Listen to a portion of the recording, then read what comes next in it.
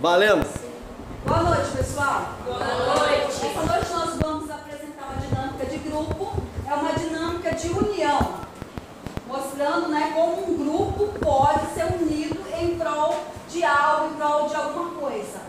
Nós vamos fazer agora, neste momento, um círculo. Eu quero que todos deem a mão.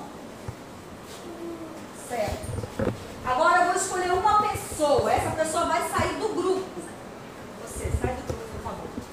O grupo se une. Se une.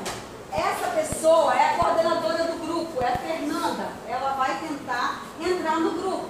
Qual é o papel do grupo? Tentar impedir que a Fernanda entre no grupo. Você vai tentar entrar de qualquer maneira no grupo. Do jeito que você quiser entrar, você entra no grupo. Vai. Vai. Isso. Vai. Vamos no pescoço da mulher. Palhaçada. Vocês estão vendo a união do grupo? Como a união do grupo ele faz a força? Pronto.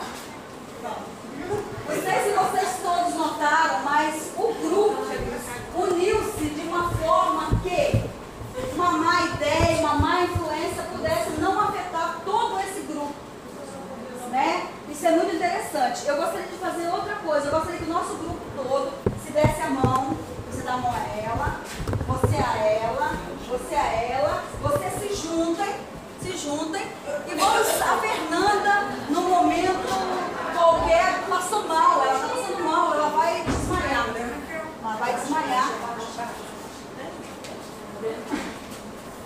Olha que legal. No momento em que uma pessoa está caindo, o grupo tem este papel, o papel de levantar, segurar